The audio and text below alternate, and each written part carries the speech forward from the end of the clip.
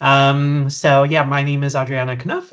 I'm the pathway leader for Ecology Futures, and I'm also one of the tutors within the program. And so, this will be a very small webinar, at least for now, in terms of participants. But I want to tell you a little bit about Ecology Futures, what the program is like, and some of the features of our pathway. So I have a presentation that's constructed to take us through a lot of information. That's also one of the reasons why Marvin has started recording for this presentation, because I'm going to be sharing a lot of information with you. And I think that's important so that you have a good idea of what the program involves as you're considering applying to Ecology Futures. And so that'll take around 20 minutes or so, and then we'll have plenty of time for any questions that you might have. So with that, I'm going to share my screen here. Let me just get the right window. Great. And let me go to the slideshow. And hopefully you're able to see all of that. So there's a number of things that I want to go over today. I'm going to talk about Ecology Futures and how it's connected to a bigger program, the Avans Masters program in Fine Arts.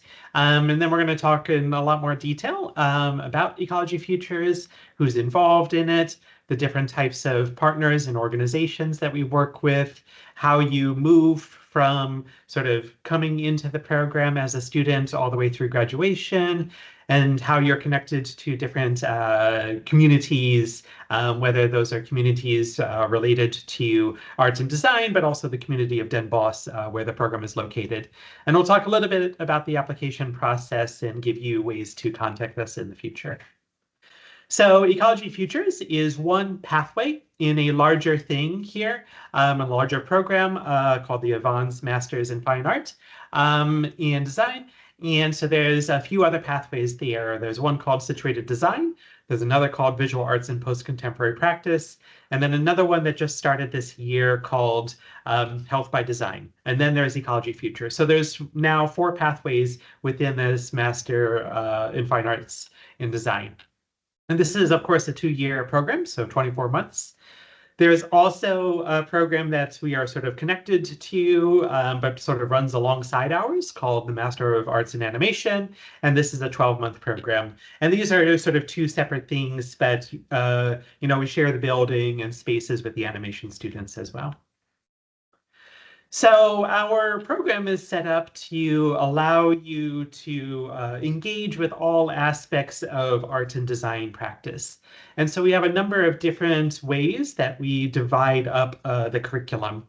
So we have obviously different types of modules that you can take where you will learn very specific techniques or theories or ideas and things like this. So those are sometimes pathway specific. But oftentimes they work cross-pathway, and I'll talk more about that in a moment. You also have this thing called the research seminar, and this is sort of the place where you're discussing different types of contemporary theoretical approaches to art and design. This is also where you begin to formulate your research question and help you think about the different types of writing that you're going to be doing eventually for your thesis. We also have this thing called Rethinking the Artist Economy, which, as the name suggests, gets us to rethink how we relate to economy, the economy writ large. So thinking about, what are the ways in which an artist has to be able to live and survive within an economic system, but also how might that system need to be changing? How might artists be able to participate in that? And I'll talk a little bit more about that in a moment. But then the main part of your time, of course, is your independent studio practice. And this is where you're developing your own projects. This is when you're in the studio working on your own work for different types of projects that are eventually working towards a culmination within a graduation show at the end of your 2 years. So just to break this down a little bit more, we talk about things in our master's program in terms of year one and then semester one, semester two in the first year, and semester three, semester four in the second year. And so in your first semester, you're taking a number of elective modules, as well as a pathway-specific module that really orients you to the specific pathway, in our case, Ecology Futures, and the different types of questions that we find important within Ecology Futures. You're also connected to the research seminar very early on. So you start that where you're reading a lot of theoretical texts because we understand that not all students are coming from the same background. So we structure this seminar in a way so that you don't necessarily have to have a very advanced theoretical background for our program, and you will learn basically all that you need to know within the research seminar. We also have these things called visual cultures research, which is a way of orienting yourself towards contemporary ideas of visual culture. This is oftentimes in connection with different types of curators.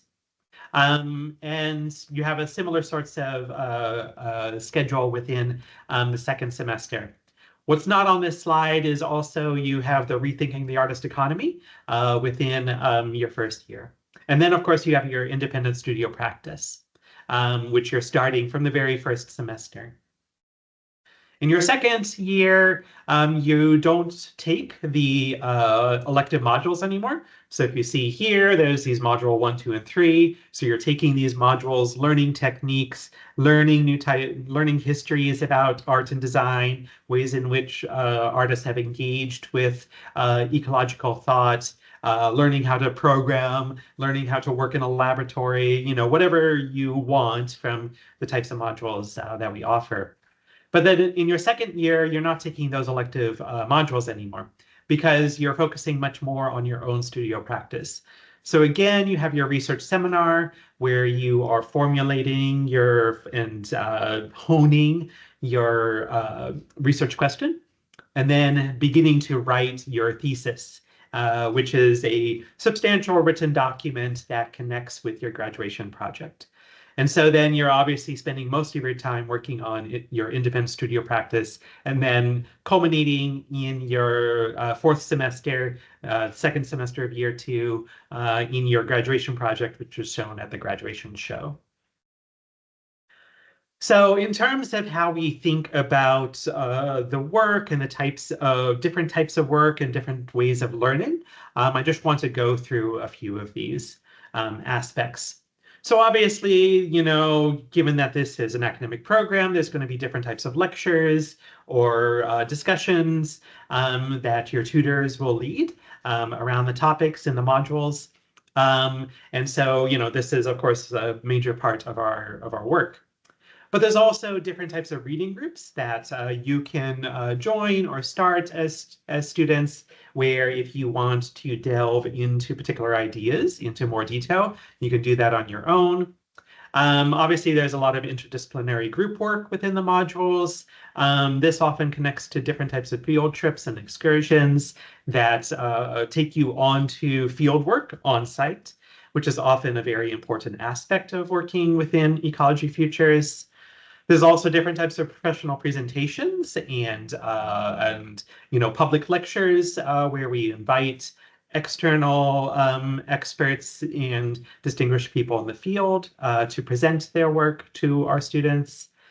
Obviously, there's a lot of questions and thinking about evaluation and moments of assessment, which is not necessarily something to be scared of, but it's a way for us as the tutors to discuss and understand how your projects are going and help you think about how to, develop your work further. But I wanted to also point out this idea of tutorials.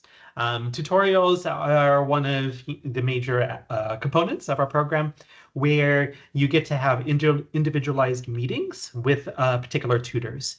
So this is where you can go to a particular tutor and say, hey, I'm having this sort of technical problem with this thing that I'm trying to do in the laboratory. Can we have a conversation about how to address it? or I don't know how to phrase my research or focus my research. So can we, have some conversation about other artists or writers who can help me with that? And so tutorials are your moment to have individualized meetings with your tutors. And importantly, what I want to say, and this also relates to the modules that I mentioned earlier, is that even if you're in Ecology Futures, you can take modules and have tutorials with tutors in the other pathways within the program. So that's including situated design and visual arts and post-contemporary practice.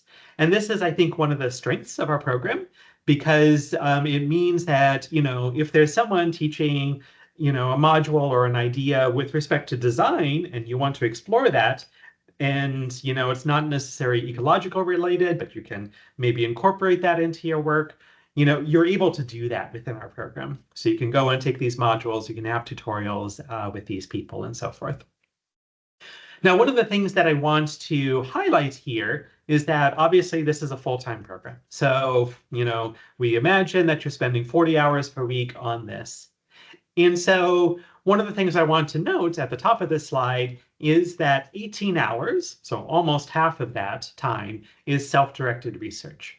So, this is where, you are on your own, which I think is sort of, again, a major benefit to our program, because it means that you get to really focus on your own work. And you get to do that from the beginning of your study.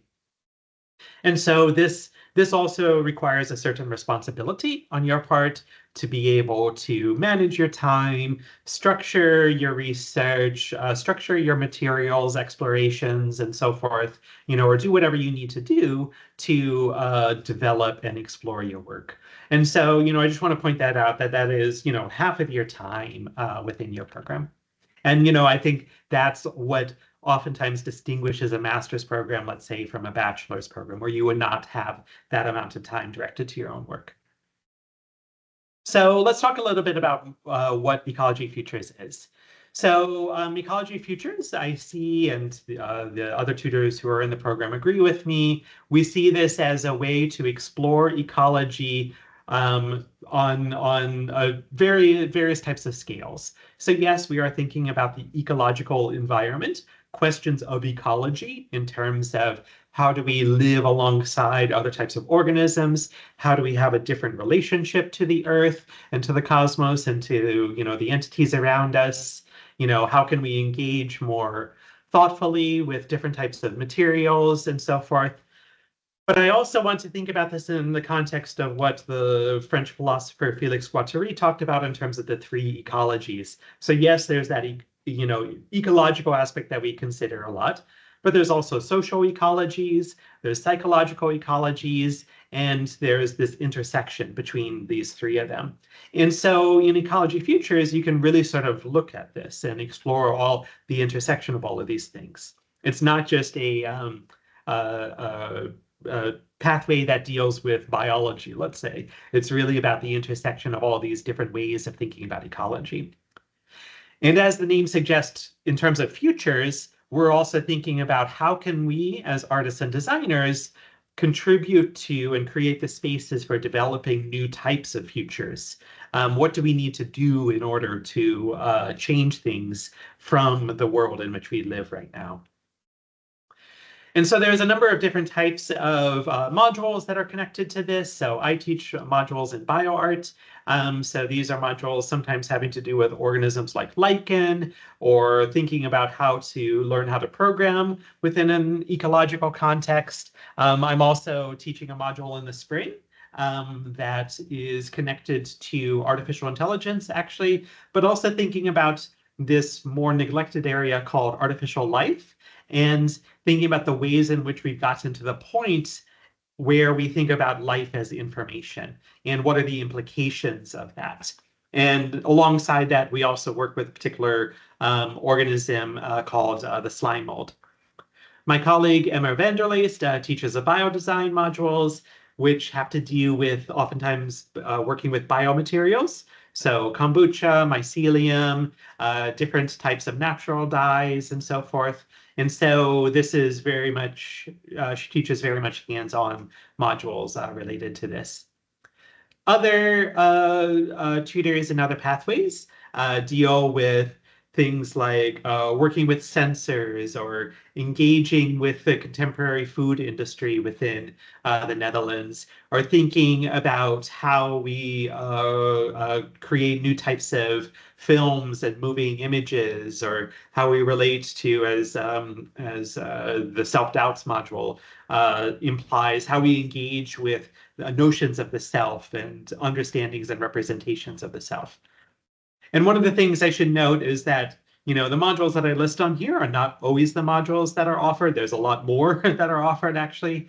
But these modules change because we think it's very important to bring guest tutors in to teach new modules from time to time, which means that you get to have tutors who have experience in new types of teaching styles and new topics. So within Ecology Futures, the core team is myself, as well as Victoria McKenzie, who's our theory tutor, and Emma Vanderleest, who is our process tutor. And we often have other types of external tutors that come in to teach modules as well. One of the things I wanted to talk about in a little bit more detail is this rethinking the artist economy, which is sort of like a through line over the 2 years. This is taught by Marga Rotteveel, and it is often done on location in De Kleine Aarde in Boxtel, which is a city very close to Den Bosch. And so, yeah, basically this is a space where all students from all pathways go to for a week-long residency there, where you're all living together, making food together, learning together. And again, this is a way to actualize some new possibilities for artist economies and how we think about social relationships within art and design. Also, this is the module where you'll be learning, especially in your second year, how to formulate your CV, how to think about applying for grants and subsidies, and so forth. And so, in your second year, we're helping you with that. We're helping you think about what does it mean to be an artist in terms of the tax system, the business system, what are the sort of legal things you have to do as an artist. And so this module is really about preparing you for the actual life of being an artist. We have a number of partners with our program. So places like the I Film Museum, V2 in Rotterdam, Stedelijk Museum Breda. We have a module that has to do with rethinking the museum context. We're also connected to places like MOO in Eindhoven, Dutch Design Week. We have students often present there and so forth. So there's a number of different partners that engage with our program. So obviously within Ecology Futures, there's different types of discussions that happen that sometimes are very, computer-based or desk-based. But one of the things that I think is our primary strength is our access to a fully functioning laboratory called the Material Incubator Laboratory. And this is a space that is connected to another organization at Avans called Curat, which is sort of like a research part of Avans. And so we have a lot of very strong relationships with different types of professors within that program. And this allows us to work within this biological laboratory. So this is a fully functioning scientific laboratory where you get full access to advanced equipment for working with biological materials. And one of the things that I want to stress that I should have said earlier, but I'll say now, is that you do not need to have a background within biology or working within a laboratory to be part of Ecology Futures. Basically, we teach you all the techniques that are needed to do this safely and effectively. And so, yeah, you don't have to have a background whatsoever. And so this is a student from a couple of years ago working with mycelium in what's called a laminar flow hood, which allows you to do this in a very safe and what we call aseptic way so that nothing can be contaminated. We do a lot of work with growing different types of organisms on petri dishes and looking at how these organisms develop over time. And so this is an example from one of my modules a couple of years ago. We also have access to some advanced microscopes that students are able to use whenever. And so we also go through the training of how to use these microscopes, both safely for the materials, but also effectively so that you can get some really beautiful images out of it. And so you have different types of training around the use of these microscopes. And so this is also just another example of some of the types of imagery and ways of organisms that can be seen under the microscope. This is some mycelium that we were growing in one of, or fungi that we were growing in one of my modules. We also do things with biomaterials, especially within Emma Vanderleist's modules. And so this is, bacterial cellulose or kombucha, SCOBY. And so, her module is involved in teaching you how to grow this, but also teaching you how to work with it as a material and how to transform the sort of quote unquote raw material of this into something that can actually be used as a material. Of course, all of this culminates, as I mentioned a couple of times, in a graduation show. We oftentimes have this graduation show at external locations. This was from a couple of years ago at Willem II in Den Bosch, which is sort of an arts center very close to the school. And so this is the work of an artist by the name of Mary Sarsam, who was researching ecological impacts of the US-led war in Iraq and how that connected to diasporic communities as well within Tunisia, where she has spent a lot of time.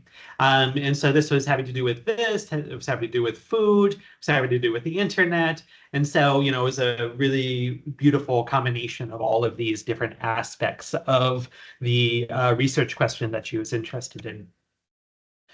We also have this thing called the Graduation Research Hub, which is where students present their more theoretical side of their work. And this is a public presentation where we also bring in external experts who will comment and have a conversation with you. Oftentimes we also do this at an external location, oftentimes at V2 in Rotterdam. And so this is also a beautiful public event for students to be able to present the culmination again of their work over 2 years. One of the things that I want to note, especially that I'm especially proud of with respect to Ecology Futures, is there's this thing called the EKP Excellence in Research Award, which is given to the best student research project of the year. And over the last 3 years, all of the winners have been from Ecology Futures. So Junying Wu from last year, Mary Sarsam, whose work I showed you just a bit ago, from the year before that, and also Michaela Davidova the year before that. And actually, Michaela is now working with us as well. She's working as a laboratory manager for that material incubator lab that I showed you. And Mary, Michaela here. Michaela actually has a background within photography, but learned enough about the biological laboratory that she's now able to work as a laboratory manager. And so that's, one possible trajectory of where students can go with this. Our alumni are also are able to win relatively major grants and subsidies. So, for example, Hedvig Rooks, who graduated a couple of years ago, was awarded a major grant from the Montreal Fund last year for her work. And again, our students sometimes present at Dutch Design Week, especially those that were awarded the EKP award. So yes, regarding the graduation phase, obviously, as I've mentioned a couple of times, there's a thesis that you're writing, which we help you with. This leads to the Graduation Research Hub, which I showed you about, the public presentation of the thesis. You're developing as well your graduation project, which is sort of the art or design work that you're creating, which is then shown at the graduation show. And we have support along the way to help you with this.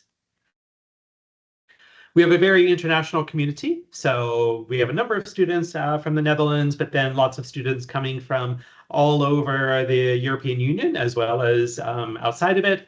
So we have a student from Peru, we've had students from Uruguay, we have students from China, and many other types of countries outside of the EU. So it's a very international program, and obviously is also a program that is taught in English. So again, yeah, the students really sort of come together and create a cohort, a community, which really is not only fun, but also helps support each other during the context of the 2 years in the program, but also afterwards. A number of the students, continue being friends after the program. There's ways for students to get involved in terms of the running of the program. There's a thing called the Student Program Committee, which is a way for students to provide feedback about different types of regulations, assessment policy, questions and concerns relating to the master program. And so this is a way for students to be involved in the running of the program. As I mentioned a couple of times, there's a lot of excursions involved. And so this was from a module a couple of years ago where students were going to a location in the north of the Netherlands, an island called Texel, and working and doing some field work around a marine research laboratory there. The program takes place on location in Den Bosch. And a lot of the students live in Den Bosch, but also they live in other cities as well and commute there. If you have specific questions about Den Bosch or living there, what I would suggest is that you contact our master admissions account, which I'll give you the email address for in a moment. So yes, our next application deadline is the 10th of February. And so you need to submit it online here. So we need 4 things from you: your CV/resume, a personal statement about why you're interested in the program, a research proposal, which sort of details specific types of work that you're interested in exploring in the program, and then a portfolio of previous work. And I want to talk about the research proposal a little bit because sometimes students are a little intimidated by that. You do not necessarily need to have a background in ecological thinking, ecological art and design, or anything like that to be a part of this program. And so, your research proposal does not have to really, be specifically engaged with that. What it should do is show us your thinking, show us the types of questions you're interested in. And, importantly, I want to say that what you propose in that research proposal will probably change, if you are accepted to the program and as you develop within the program. So it's not something that what you propose in the research proposal is the only thing you can work on during your time here. No. Your proposal is sort of a starting point for the development of your ideas throughout the program. And then there will be an interview that we will do with you if you're selected as one of the potential candidates for the program. And so again, the application deadline is the 10th of February. So I want to highlight here this address, masteradmissions@avans.nl. This will go to Nancy Stipkovitz, who maybe you've also already been in contact with. She is our coordinator for admissions. She's also our coordinator for the international students. And so she can really provide answers to any questions about being an international student here and the process of application around that. And the other thing I want to highlight is this website called thecurrent.is, which basically will highlight previous graduation work of students. So this will give you an idea of what students within Ecology Futures, as well as the other pathways, create for their final graduation works. And so I think with that, I will stop sharing and open it up to any questions that you might have.